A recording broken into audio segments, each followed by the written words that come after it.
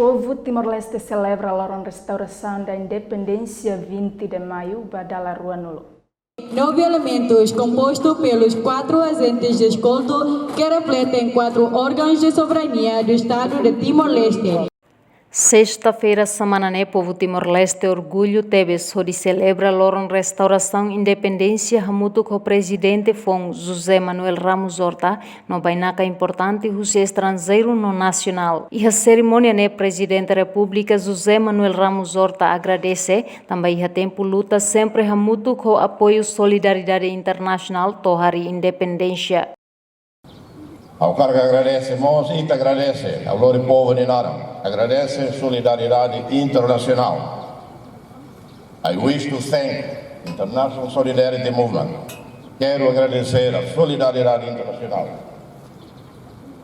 La hija é exceção, sirvo todo, que o mundo toma.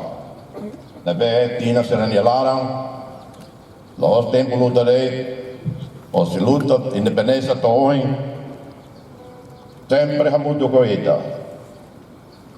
Celebramos a solidariedade internacional, solidariedade de movimentos cívicos, solidariedade de governos, de países, de todo o mundo. E te agradece parceiros internacionais, o Sistema Nações Unidas, países, tiro todo na vez pulam e constrói Estado com Idané. Também se festaram no Estado de Narang, agradece ao Presidente da República Portugal, Primeiro-Ministro Guiné-Bissau, convidado enviado especial, representante da Nação Sira e Mundo, Embaixador Sira, na Organização Multilateral Sira. Presidente Ramos Horta Husuba Povo Tomac, atu continua a unidade de Hari Timor-Leste diakliu e futuro. Reportagem Selfia na Caia Televisão Timor-Post.